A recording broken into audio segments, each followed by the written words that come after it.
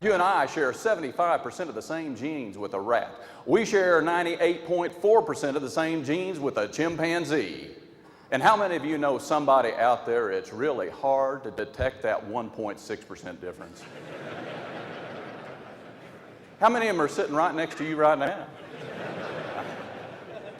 Now, understanding that you and I are animals, I've decided to combine what my wife knows about human behavior with what I know about animal behavior, and I've come up with what I call cowboy psychology. Bubba was out training his bird dog. He said he had the shock collar strapped on him, and he said he hit the button and the dog didn't respond. He said he hit the button and the dog didn't respond. Now, Bubba may have not been the sharpest knife in the drawer, but he knew he had one of two problems. Is one, either the shock collar was broken, or two, the dog had become desensitized to the shock, which they sometimes will. So Bubba scratched his head and he says, man, he says, I have to figure out some way to test this thing.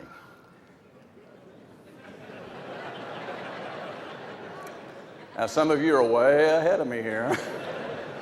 Bubba did the only logical thing he could think of. He went to his wife for advice. Now, who do these men look like in beer commercials? Don't look like any of the men that attend the BST Users Conference. Go to Florida, and who do they put in their commercials down there?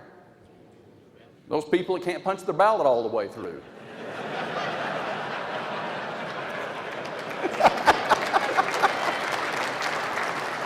If you wear Air Jordans, then you can run faster, you can jump higher, you can be just like Mike.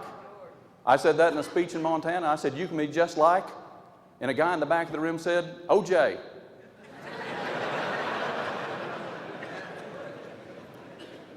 I said, you bought the wrong shoes, man. You're going to be the south end of a northbound steer. Okay, I've heard that before. You have? Okay. Now, so what I want you to do is I want you to come over here, and I want you to face that way. And I want you to keep walking, and I'm going to rope you. Now, I'm not going to hurt you, okay? I've heard that before, too. Yeah. Oh, this is even better than I anticipated. Keep going. No. I'm sorry, I ruined it. You have a problem with instructions, don't you? Come on, go. Okay. I told you to keep on going. You didn't. Where's that shock collar when you really need it? What separates us from other animals?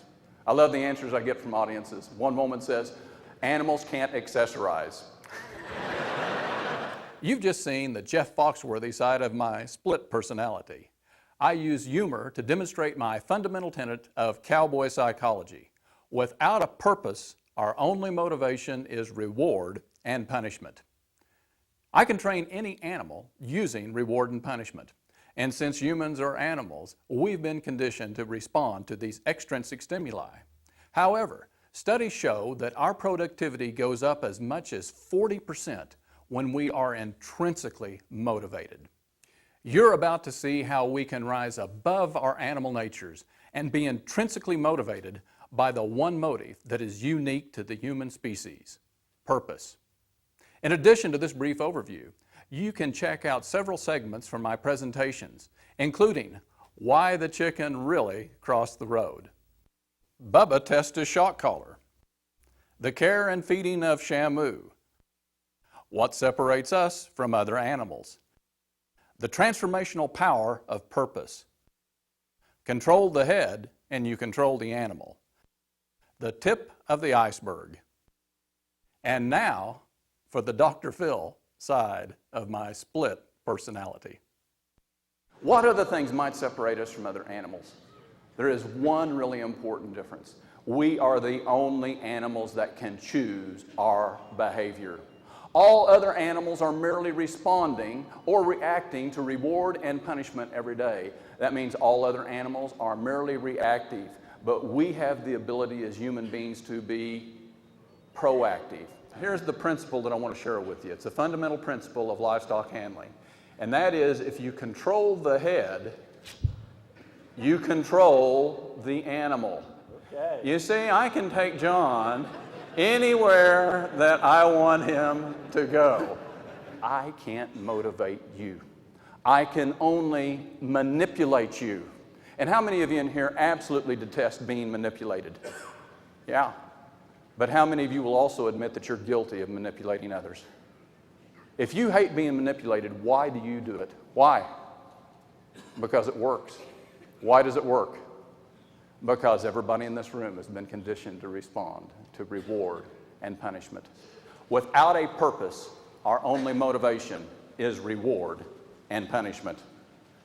Let me repeat that. Without a purpose, our only motivation is reward and punishment. There's an interesting thing whenever you use reward and punishment as a motivator.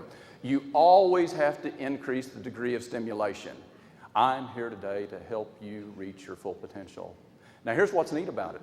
For 35 years, 6 months, and 16 days of my life, and that correlates to March 21st, 1988, I had been motivated primarily by reward and punishment. Whenever I started focusing on my purpose, though, amazing things took place in my life. Now, I don't share that with you to say, look at what I've done, because I believe I'm just an ordinary person. But here's what I've discovered.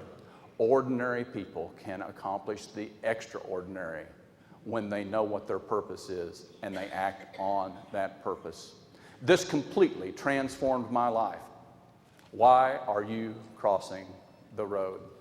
Why do you want to get to the other side? What's your motive? Is it reward? Is it punishment? Well, if it is, then we're no different than any other animal. The most important question that I'm going to leave you with is this. What is your purpose? Thank you very much.